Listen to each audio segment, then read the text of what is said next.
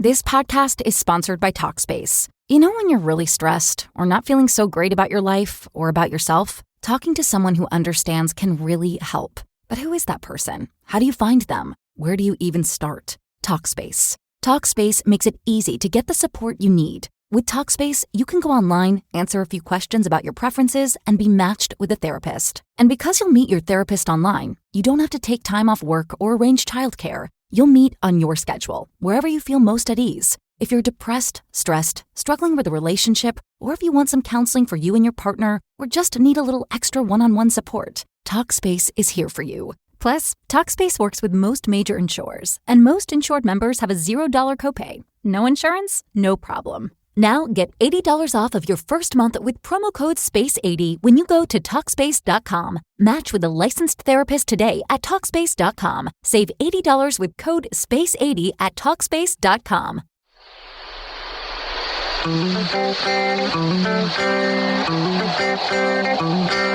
You're in a good place now. You are listening to Perspectives with Ashley Burgess. Welcome back live to Perspectives, and I'm your host, Ashley Burgess. Tonight we're talking about helping others. Can you help everybody? You know, but can you help people who actually don't want your help or don't ask for your help? We're going to go deep tonight on Perspectives. I'm going to be explaining why we can't help most people, because we can't. But better yet, I'm going to explain why it'll actually hurt you when you try to help them. You know, I think we have to define help. I think tonight we have to begin with figuring out, what does help mean? And in this situation, we're talking about help as a verb, right? Not as a noun, but as a verb. And as a verb, help means to make it easier for someone to do something by offering one's services and resources. You know what I'm saying? With lending a hand, offering assistance, coming to the aid of someone, doing someone a favor, doing someone a service, doing someone a good turn, bailing someone out, coming to someone's rescue, giving someone a leg up. And we hear that a lot. We hear that people want to help other people. People talk about helping other people. It's a big deal. But I'm going to talk later on tonight about how and why we want to help people, who we can help, and how some people you try to help, it's just going to turn around and bite you on the butt. So let's talk about why we choose to help people, because I think this is a pinnacle to understanding this conversation. Why do we actually help other people? Why do we want to help other people, better yet? The first thing is because we want to. I think it's part of our general makeup is to help other people in their life, to be there for people, to help people, because you know what? We want to help, right? I think it's like kind of a vice versa thing, because we want to help and we want someone to help us out. It seems kind of, there's a connection there. I think a lot of times, too, a lot of you out there, a lot of you empathetic people, which I love, a lot of you feelers, the people that feel and have deep feelings and emotions, you feel it's your duty. You feel as if you have a duty to make this happen. God has been known it to you, has given you this. The knights of the round table have knighted you with this journey. Seriously. We feel it's our duty. It's what we were put on this planet to do. And I think sometimes that's true, and I think sometimes it's not true. And I'm going to talk about that later on in the hour. Because I think there's some people out there that you can genuinely help. But I think that we have to figure out why we want to help them. What's our reasoning? But better yet, we have to sit there and kind of differentiate ourselves from genuine love for other people and the genuine desire to help. But on the flip side, we have to divide that from our ego. Because our ego will tell us that, oh, yes, you're supposed to be doing this. Oh, yes, Ashley, yes. Yes, by the way, you're supposed to be helping those people. Seriously. But there comes a time when we have to sit there and realize, are we projecting on them? Are we projecting what we want for them? Or do they genuinely need our help? And I'm going to tell you why later on how this works. And when we go against just the love of people and actually enter the ego realm, this can actually turn and bite us on the butt. A lot of times we help people because we feel if we don't do it, if we don't help them, that they're going to get hurt. Or for most of you women out there, if you don't help that boy, that he's going to die. He's going to kill himself right now. I mean, how many of you listening to this show right now when you were a kid, and I'm talking the ages of 16 to 30, did you have a guy or a girl call you and go, if you don't love me, I'm going to kill myself. I'm going to kill myself dead right now. I'm in a car right now, and I'm just going to go right over this bridge. I've had that conversation before, holding on the line, telling someone, please don't kill yourself. It's not the right time, and don't kill yourself for me. Really? Like, was my ego that inflated that I should actually believe that this was taking place? And no, they did not commit suicide. No. And I'm not saying across the board this doesn't happen, but no, this person didn't commit suicide. And now that I look back on it, it's kind of funny because, when we're young, we just think that the world revolves around us. And I remember being on the phone and it's like, I was like, oh no. And then he was like, I'm in the car and I'm going to jump over this bridge with my car and I'm going to sink to my death. And now that I kind of look back at it, I'm thinking he was probably sitting in his car with the engine running in his driveway. And there I am envisioning all these things of him going off some sort of cliff. And by the way, where I was living at that time, there was no cliffs. I mean, there might have been like a 10-foot jump. You know what I'm saying? I mean, it wasn't that big of a deal. And so I look back at that with maybe not such great nostalgia, but just the idea that, man, as I have a bonehead kid sometimes. A lot of times our ego says, oh, that person's going to kill themselves for us. Person's going to die without us. Without our help, that person's going to die. They're going to go to the gallows there. They're going to die. It was all because of us. Oh, God, what do we do? The next thing is that we feel appointed to do it, like I was saying. Like this was a appointment granted to us by the King and Queen of England. You are appointed to do this now, Sir Knight. Seriously, like we feel appointed. And sometimes there could be some sort of appointment, there might be. But you have to really realize, is this altruistic or is it not? Because what I've found in my recent years is I help people. But I think you can genuinely help people in small, petite ways. And I think that you can come to people's aids in certain ways as well, but it doesn't have to be this big production. And I have a tendency to think that back in the day when I would come to someone's aid or really help them in a huge way, a lot of it was done because of my massive ego. Well, I'm going to come to save the day. I'm going to be the one that everybody talks about. Oh, Ashley's the saint. Ashley's here. Oh, that's Ashley. Oh, God, Ashley saved my life. You know what? When you help people like that and they don't ask for your help, they never think that you saved their life. And then they're looking for you to save their life the next month and the next month and the next month and the next month. And eventually it gets tiring. This isn't Groundhog Day. I'm not going to run every single day to catch that kid that's jumping out of the tree. Okay? I'm not going to pull my back out every day and set my clock timer so that at 3:05 every afternoon I'm walking down the exact street and I catch so-and-so coming out of the tree. No, it's not going to happen. And sometimes you can help people and it's a good thing, but at the same point in time, sometimes we're aiding and abetting in a situation that's not good for us. And a situation that doesn't have what we need. In a situation where we have actually pushed our own journey, pushed our own thought process and our own will on someone else's will.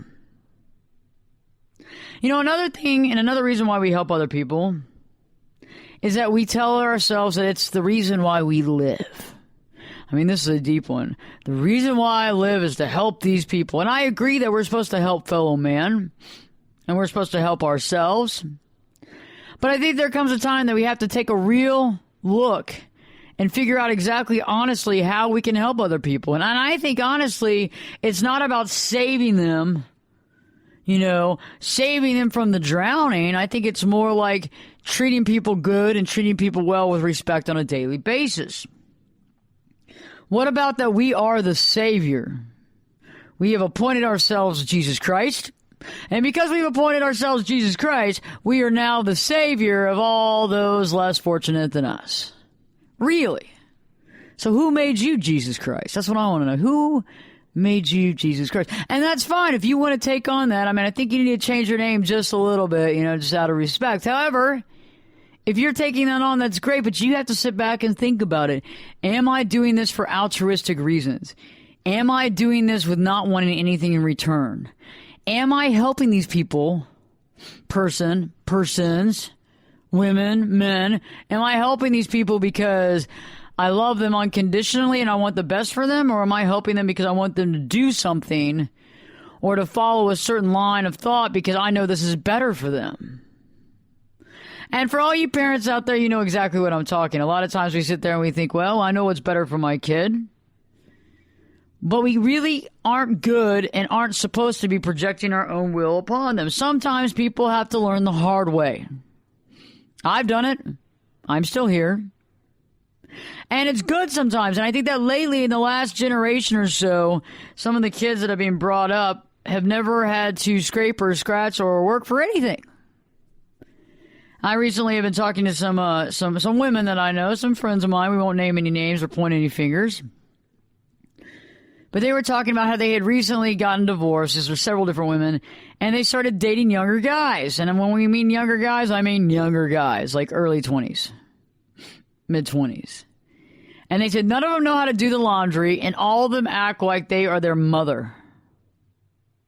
And I'm thinking about this, and I'm like, you know what? That's because a lot of mothers out there have been babying their children for so long, holding their hand.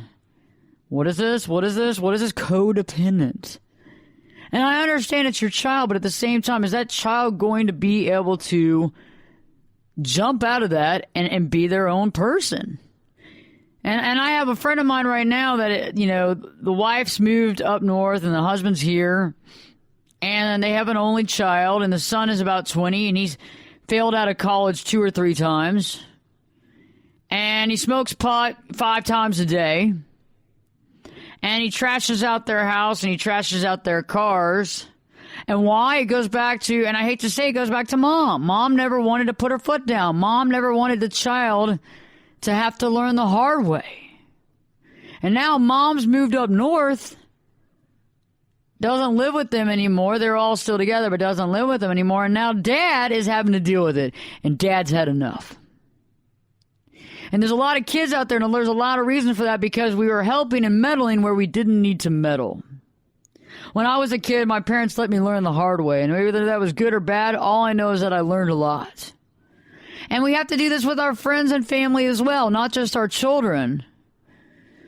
You can only help somebody so much before you're actually getting in the way of their progress and getting in the way of their own responsibilities.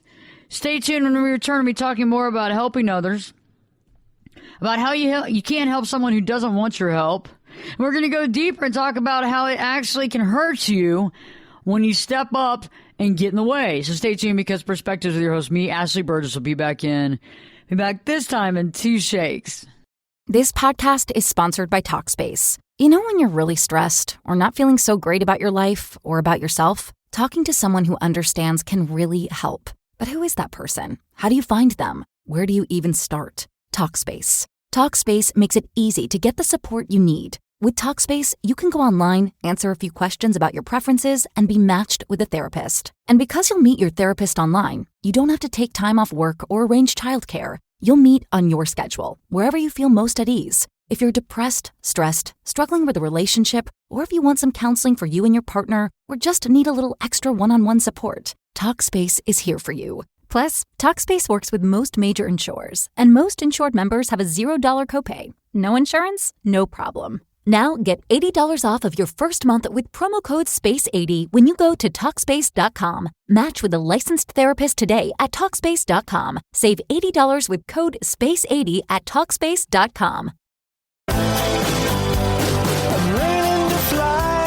Turn it up and jump in the deep end on Perspectives. Now, here's Ashley. Welcome back live to Perspectives, and I'm your host, Ashley Burgess. Tonight we're talking about helping other people. How you can't help someone that doesn't ask for your help. This is something that I figured out years ago, is that I've helped people in the past and never, ever once asked for my help. And guess what? Nothing good came out of it. Nothing good came out of it. And right before the break, I was talking about that kiddo, 20-something years old, flunked out of school 3 times, smokes pot 5 times a day, probably. Trashes out mom and dad's house, trashes out mom's car. Mom is codependent with son, right? Allows son to do whatever, and dad has to deal with the pain of it. And, you have to kind of look back sometimes and go, you know what? If you stop being a helicopter mom and you stop being there so codependent, that kid would eventually have to hit rock bottom at some point and have to, basically bounce back up. I mean, at least back up to the concrete. And it's interesting in life because I found that when we stop holding people's hands and we stop saying, oh, what's that? There's a car in the street. Oh, don't cross the road yet. We let them cross their road for themselves. They don't do bonehead things like walk out and, in front of a freaking Mack truck. And it's like, I think a lot of times we have a tendency of trying to push our will. And I was talking earlier about why we choose to help people. And it's because we want to. Because we have a love of helping people. We might feel it's our duty. We might feel that person, if we don't help them, are going to get hurt, or die, or kill themselves, or take their own life. Like I was talking about when you've had that one time in life where somebody you dated said that they were going to kill themselves. And you were on the phone with them, and they're probably 18, 19, 20. Like, oh, don't kill yourself for me. We'll work it out. We'll work out the relationship. I mean, yes, occasionally it does happen, and that's awful. But for the most part, it's our own ego thinking that they're going to kill themselves. They're just trying to get back in your life. They just want you to say, yeah, let's get back together. Come on over right now. Let's have a booty call. That's what it's all about. And it's like a lot of times we over-consider ourselves as far as that we are the circle of their planet, of their earth. We are their earth, we are their moon, and we are their stars. And a lot of times we have to kind of take a step back and go, okay, really, what's real and what's not? What's our ego and what's not? And where are we going with this? We might feel appointed to do something. We might actually think it's our basis for our reason for living. Better yet, we are their savior. What about they need us? They need me. Without me, they'd be nowhere. Nowhere, really. And a lot of times we think that people need us. They gotta have us. I mean, without us, they'd fall to pieces. Their life would be nothing.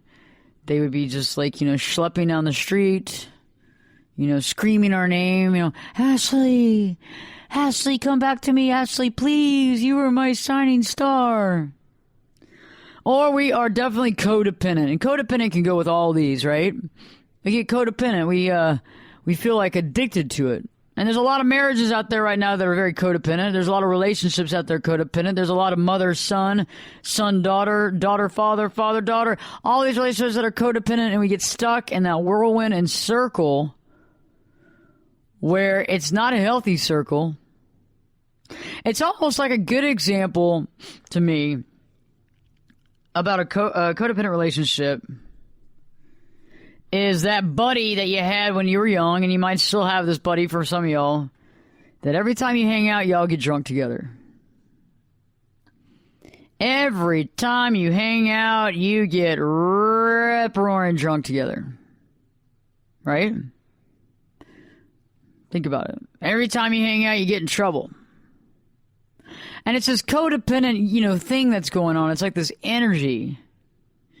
It's like, for example, that kid and his parents, until his mom puts her foot down for a while, her son's not going to get it.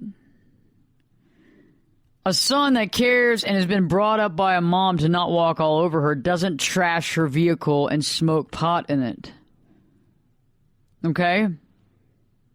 And that's the key, is that a lot of times when we help people, what do? They screw us over.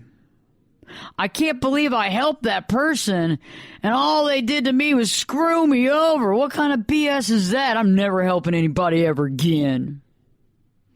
Well, you helped the wrong person. Wake up. Not everybody wants your help. Not everybody needs your help. And sometimes you need to walk away.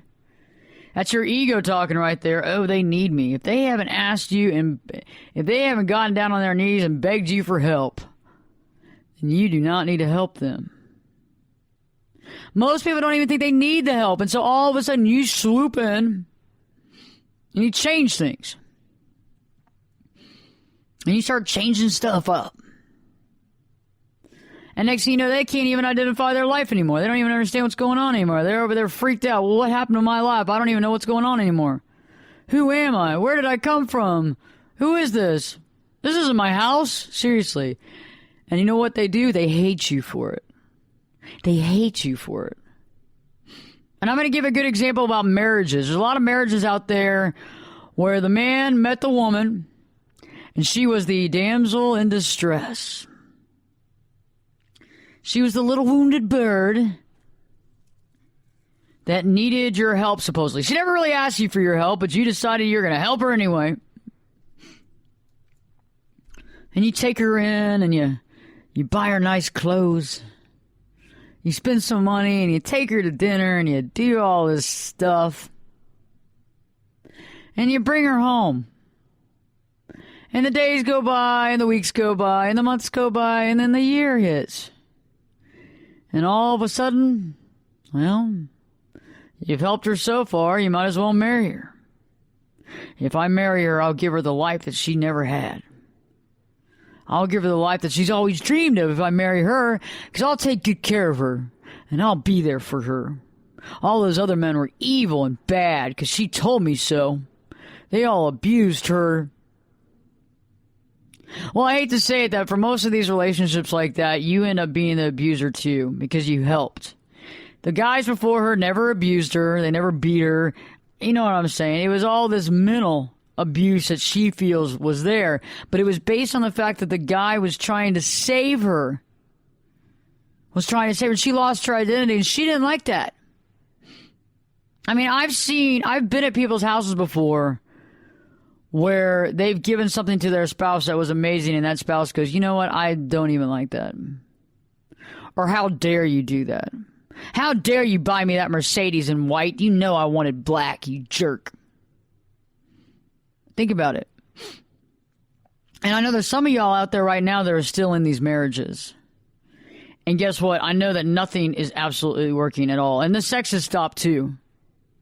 The sex was really good at one point in time, and then that dwindled away too. And it's like we look at things and sometimes we help people that don't need our help. They look like they do, but do they really? Or is that just kind of a Jedi mind trick with them? You know, people let down their guard when they think that they're helping someone. People have a tendency of letting down that guard and going, it's just a sweet little girl. It's a little wounded bird that just needs my help. Poor thing. God bless. I'm glad I could be the one that's here. You know, and it's interesting in these situations where it's a relationship, where it's a marriage, where it's a friendship, a co-worker, you know, the woman, the damsel in distress, or even helping a friend. And I've helped friends before, and it's been a good thing, and I've helped friends before, and it was the worst thing I could possibly do. Like, I was setting myself up for failure, I'm telling you. And why was I wanting to do that? Because I thought I knew better for them. And to a point, I did, but they weren't ready for that, and they had to choose it themselves. That's the key. They had to choose it themselves. Because if they chose it themselves, they could live by it. But because I chose it for them, there was a lot of room there. They hadn't gotten from point A to point B. And if I was going to get them to point B in my mental helicopter, they didn't walk the steps to get there. And then therefore they can't get back. And they can't find it again. It's like driving someone to someone's house and putting blinders on them, basically, and going really fast. And then going, hey, get me back here.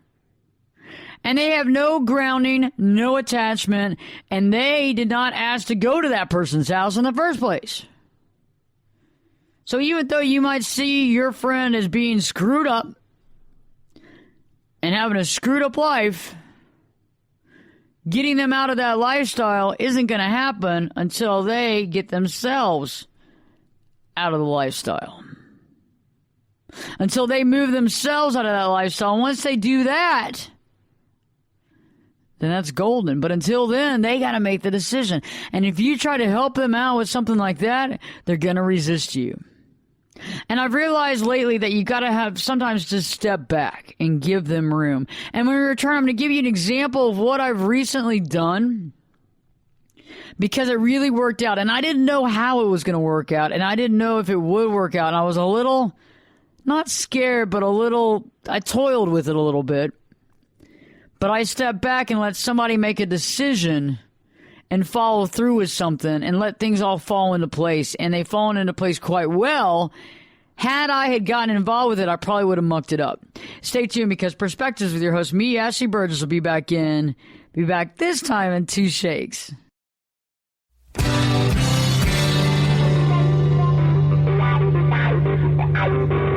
This is Jake Busey, and you're listening to Perspectives with Ashley Burgess.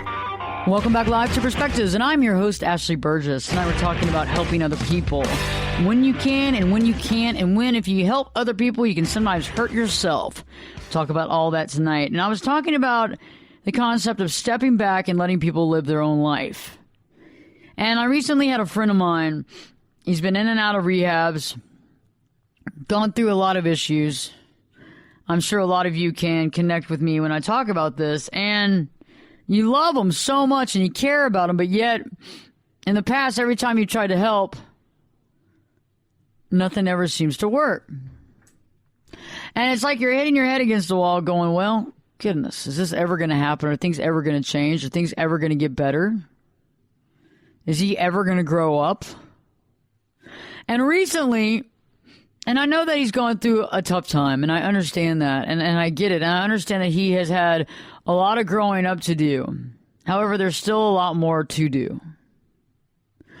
And recently, a few months back, he was losing his home. He was going to have to move out because he didn't have the financials to cover it. He hadn't worked in a long time, and he was needing to move out. And he was putting on social media a lot of stuff about being homeless and all this kind of stuff, and then he was going to have to move out. And I felt like it was a little bit of an overkill. But, you know, in certain situations, things can seem bigger than they are. And when you're really stressed out about stuff, things can be really blown out of proportion. And I get it. So he was having to move out of his place, and I asked him if he needed any help, and it was kind of like this spotty communication back and forth. And I realized that if he really needed help, the communication would not be spotty. When somebody really needs your help and you call them, they answer. They answer the phone on the first ring most of the time. Anytime you call, they answer the phone. It doesn't matter what they're doing. If they really need your help, they'll answer the phone. You're not going to have a bunch of spotty communication, I'll tell you that. Because they're waiting on you. It's true. Unless they're playing a good game with you. But for the most part, if they really need your help, they're going to definitely be waiting by the phone. So there's like this spotty communication. I could never get him on the phone. Randomly would he text me. When he would text me, it would be on some sort of messenger app, which is not the way I like to communicate, but that's fine. But I also started realizing that, I need to give him some space to be himself. I need to let him move on and do his thing. And even though it hurt me to kind of throw it out there and go, well, I'm just going to have to just not communicate very much, I did it.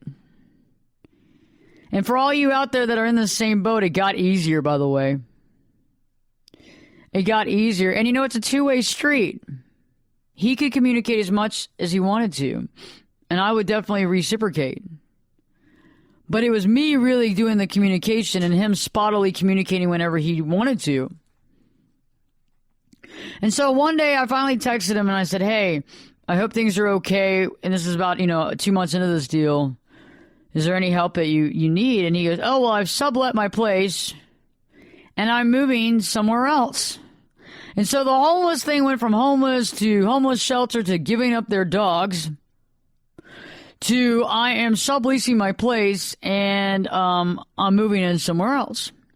And for the last few years, I've always thought that if this particular person could get out of where they are, move from where they are, and I'm not saying that location is everything, but I'm just saying if they could move from where they are and move into an area that had more people in it, more outdoor activities around, maybe like a little bit of a park scenario, a lake or some sort of water, or just trees and grass, that this would really be helpful to him.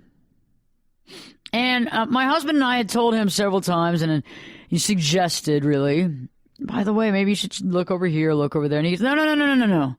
No, I'm going to stay here. This is where I've lived for a long time. I'm not moving out.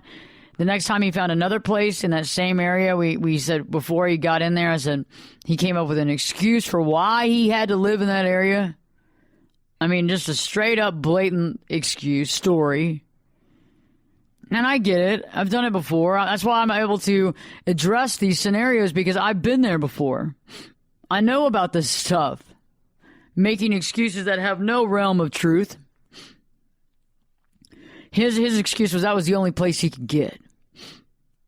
Well, that's not the only place you can get, because you're just now getting another place somewhere else. But that's fine. It's neither here nor there. And I thought it was interesting. So he's subletting his place, and like he texts me and he said, I got to get out of here, and she's pushing me out and all this stuff. And then eventually I find out that he's actually moving. He's got his own place, and I let him do what he had to do. I didn't really get involved. And the other day I got a text from him, and he said, I'm the happiest I've ever been. I love this place I'm in. It's half the price I was paying at my other place. It's got a park right next door. This is amazing. I get to go out there and walk in the mornings and get my exercise. And this is great. I mean, I'm enjoying my life again. And I knew that if he could just get out of where he was for just a little while, he might see that. But I've known this for 5 years. And every time I suggested something, he would never do it. And I've done that before with a friend where I kept suggesting. And eventually what you do is you push your own will on them. And you go on and move them. I'll pay your first month's rent. Screw this. I'll pay your first month's rent. And you know what? I don't have a movers move you in. Okay, well, the problem with that is a lot of times you don't have more money than the first month's rent. You think they're going to take over from there and be like, oh, God, Ashley, you're amazing. You showed me the way. I'm going to get another job just to pay my rent over here, and you have been an amazing friend. Well, you know what? That's not the way it works. So you pay the security deposit. You pay the first month's rent. You pay the movers to move their stuff over there. And guess what happens 3.5, 4 weeks into it? Ashley, I don't have my rent. Well, I thought you were going to get the rent. No, man. I know. So you start paying the rent. They're not doing anything. And you know what happens in the end? They resent you. They straight up resent you. And you're over there going, man, I'm doing everything. I'm over here working a second job to pay their rent. And they act like they hate on me. Well, yeah, they do, because you took them out of their element. And you took them out without authority. You can't do that. That's just like going in someone's house, grabbing them, putting them in a van, and driving up to another house and sticking them in it. You can't do that. It doesn't work that way, because guess what? They have to make the decision to make the change. I mean, how many of us have gone into a drug house? I've done this before, and pull out somebody. And the next day, you get them to a safe house, and the next day, they're back at the drug house. And you just get so mad, and you go, oh, man, those drug dealers they're up to something no good, and they're filling my friend's head with all these lies. Well, you know what? Your friend went back because that's where they wanted to be at. You didn't want them to be there, but they wanted to be there. So they were going to stay there. And no matter how many times you go and get them out of that drug house, they want to be there, so you're taking them away from where they want to be at. So this is a problem. They go back. And, if you've been on this side of the coin, and I've been there before, man, you feel like you're beating your head against the wall, and guess what? You are. And you're putting yourself in harm's way to save someone that doesn't want saving from you. They don't want saving from you, or for you, or from you. And they resent you for it. Ashley's over here throwing her weight around, trying to tell me what to do. I'm a grown man. I don't need to be told what to do. And this happens with our kids. This happens with family members. Happens with our friends. This can even happen with your spouse. You see a train wreck happening, miles in the distance with your spouse's job or something. And you're over there telling, hey, by the way, I think you should do this. I think you should do that. What if you did this? What if you did that? Just shut up. It's my life. It's my job. I've gotten this far in life, haven't I? And we have a tendency of seeing these things, and sometimes you just have to let people deal with it themselves. Unless they came to you and said, honey, I really need your insight and I need some help. I'm dealing with this at work, and what would you do? That is the open door for helping. Can you help me? I need some help. This is the situation. Let me explain it. What should I do? But when somebody's just talking about things and you go in there to do this mass plan of changing up everything, that's not helping anybody. Unfortunately, you're getting in the way of progress on whatever side that is. And you're aiding and abetting in a way that's changing their will to your will for them. And that's not the way it works. And unfortunately, I figured out, too, through the line that we actually pay karmatically for these types of things. We pay karmatically for helping other people. And it's rough. Because it can come back on us with other people trying to put their will on us. Or it can come back on us as people hating us or being upset with us or resenting us for what they've done. And then we feel all hurt, used. I'm never going to help anybody else. Last time I helped somebody, they totally screwed me over. That kind of sort of thing. And so when we return, I'm going to be talking about how it hurts us when we help certain people. Also, the specifics needed in order to know it's time to actually give some words of wisdom or it's time to help. Stay tuned because Perspectives with your host, me, Ashley Burgess, will be back this time in 2 shakes. You could be my luck. Get in here. You're listening to Perspectives with Ashley Burgess. Welcome back live to Perspectives, and I'm your host, Ashley Burgess. Tonight we've been talking about helping people. That you can't help someone that doesn't want your help. And better yet, you can actually get hurt by helping certain people in your life. And I was talking about how it can actually hurt you. And it can hurt you by, they didn't ask you for the help, and so you're actually kind of meddling. You're meddling in a process and in a situation that you were not given an option to meddle in. And a big thing is that a lot of times we want them to do something a certain specific way. We want their life to be in a certain specific way, and we want them to do it. We want them to make this happen, make this a reality. I mean, we would have done this by now. God bless. What are you waiting on? And, we want them to live a certain way. We want them to live a certain way. And we see this a lot with friends and family where you got a family member that, let's just say, drinks too much. And you want them to quit drinking. You want them to quit drinking. So you make little comments and you say things and you do things. And in the end, does it help? No, it doesn't help because you know what? They're not going to stop drinking until they want to stop drinking or until they have to stop drinking. Just because you sit there and make little comments about how trash they are, what a fool they made of themselves last week, or how stupid their responses have been, or how lazy, or whatever it is, or taking the alcohol and pouring it out in the sink in front of them and saying, see this? No alcohol for you anymore. What happens? They get in the car and they drive to the liquor store. If the liquor store is closed, they go to a bar. Okay, so think about it. It's not about our will for them. It's about their will for them.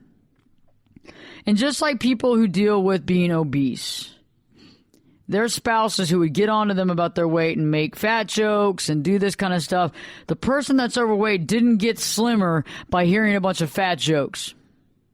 Okay? They didn't. Normally in those situations, the person ballooned up even more.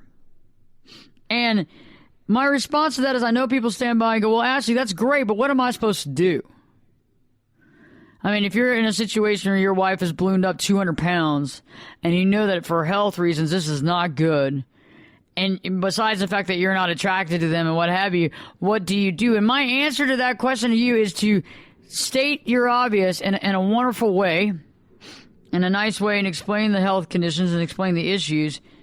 But after that, if they don't listen a few times, you've got to make a decision on what you're going to do. You either live with it and you be quiet and whatever, or you don't live with it. And sometimes that can change things, because sometimes when we go along with something for a long period of time, even if we don't like it, even if we're upset with it, that person assumes that we're good with it. It's okay. They'll get over it. And I think sometimes you got to make a point, but you have to realize even if you make that point, they might not follow suit. They might not change. Think about it. And a lot of times we want them to change because we know what's better for them. And sure, losing that weight or part of it would be good for their heart. Sure, it'd be good for their legs and knees. Sure, they'll feel better. Sure, they'll have a lesser chance of getting diabetes. Sure, they'll do this. Sure, they'll do. But if they don't see it, it doesn't matter. And the biggest thing that we don't really think about is, why are they eating so much? And food is a drug. And there's a reason why. And until they figure out that reason, they won't be able to stop. Just like with the alcohol, there's a reason why someone overdrinks. And constantly overdrinks and overdrinks. There's a reason. And I have a friend of mine right now who gets so drunk, they black out. And I don't know why. And to me, it's a waste of a life, because life is really precious. And if you're going to forget half the stuff you do, to me, it's not really necessarily worth it. But I know that I can make a few comments when I'm asked. But other than that, I don't really have any more room. They're the ones that have to step up to the plate. They're the ones that have to do something. They're the ones that have to make something happen. Not me. Not me. It's not about me. It's about them. And that's the key. It's all about them. It's always been about them, right? But until they figure it out, me getting involved with them and trying to change their mode of operandi is just going to be me putting my will on them. And I have to be able to let that go and say, either I am cool with his attitude, his actions, his deal, or I'm not. Either I can stand by and watch, or I can't. You know, it can hurt us because we want them to be a certain way. It can hurt us because we can become very codependent on them and with them. And this becomes a problem because you get addicted to helping them. You get addicted to being there. And they keep doing what they're doing, and you keep going there more and more and more, and it becomes like this process. And y'all are living out this journey together, and you're no longer focusing on your life because you're focusing on their problems. You begin to override their free will, because we have the freedom to choose, right? We can choose to be happy. We can choose to be unhappy. We can choose to be drug-free. We can choose to be a druggie. All these things. So we have choices. But if you push your free will on them, if you override basically their free will, that becomes a karma situation. And it comes back on us. And it comes back on us in different ways. It can come back on us as other people trying to push their free will. It can also come back on us as them hating us for what we've done to their lives. And them making our lives a living hell for being involved in their lives. And sometimes we have to let people hit rock bottom. And I've tried to stop this before. I've tried to stop people from hitting rock bottom, but it doesn't work. And guess what? It almost ruined my life. It almost took me down. Because I thought that I could do all this stuff and I could make all this happen. And I am just a she woman that could do everything and no problem. You know what? It's not true. You can't try to save somebody from rock bottom with not getting very close to it yourself. And I'm not saying that you don't want to help them, but that person never asked for my help, never wanted that help, and never even thought they needed any help. Hence why they hit rock bottom eventually. People are sometimes living a delusion. They're in a delusion. Their whole life is a delusion. They're delusional. You know those people that call you and tell you that, you know, they've been talking to Lee Iacocca on the phone that day? Or them and Mark Cuban, you know, hung out at the spa and had a great talk about a new business they're going to do together? And they've never done business in their life? Yeah, okay. And sometimes because a lot of us are not delusional, we don't know if that's true or false. But some of these same people need to hit rock bottom before they realize that they actually do need help. And what they're going through isn't healthy. And, I think there's a difference between thinking someone needs help and someone actually asking for your help. So there's a difference between that. If you actually thinking that someone needs your help, okay, they might not need your help at all. It's funny, and this is an interesting example. This last winter, I went out and bought a really warm blanket and a sleeping bag for a homeless person that I had seen sleeping in a certain area day after day, week after week. And one night I went over there, I walked it over there underneath this bridge. And I walked over there, and it was kind of dark, so I felt bad because it's the first time I'd walked up to that person. I didn't want to scare them, and I said, I just have a duffel bag and a blanket for you. I know it's cold. And he stood up, and he was very nice, and he goes, I really appreciate that, but I don't need them. Thank you. Maybe somebody else might need them. And I looked down where he was at, and he had like a sleeping bag and like 3 big blankets, and he goes, I'm already covered. Thank you so much. And I said, oh, no problem. I hope you're doing well. And I got back in the car. But I just dreamed in my head that man had no warm stuff and that I was going to save him from the conditions of the cold. And I staged that whole thing. I waited to the right day to bring it over and everything. Now, we do that a lot in normal life as far as with people we know. We sit there and daydream in our head, well, we got to do this, we got to do that, we need to help them, But have we ever needed to help them? No. And they've never once thought about us helping them. And it's like the only time that we are supposed to help, I believe the only times we're supposed to help is we can help people in small ways. We can pick things up for people, we can help them, we can open the door, we can do those types of things that show politeness and show that we care. We can help them. We can push it forward. When people help us in our career, in our life, and we see someone else that needs that kind of help, we can push it forward, but it's in a non-obtrusive way. And that's pretty cool. And the last but not least, the only time you can help, besides the small things in life, besides, paying it forward, is when someone specifically, in their words, ask you for your help. And then and only then can you help, because otherwise it's not right. Otherwise you're giving them something that they never asked for. You're giving them something that they've never asked for. And when you give someone something they never asked for, you change their future. And for the most part, they will resent you for it. Check it out. Go to AshleyBurgess.com, Ashley, BERGES.com. Check out my website, my latest writings, my latest blogs. I think you'll like them. I think you'll like some of the last shows, too. Go on Spreaker, Speaker with an R, Spreaker. We're rated very high on Spreaker, on Society and Culture for Perspectives. And go check out AshleyBurgessNetwork.com, AshleyBurgessNetwork.com. It's Ashley Burgess Perspectives 24/7, 7/24/7, 7/24/7, all the time, anytime, anywhere. Remember, Perspectives gives you more answers, always less questions, always authentic, never fear-based. Got a great show for you next, and Perspectives with your host, me, Ashley Burgess, will be back this time in, 3 shakes.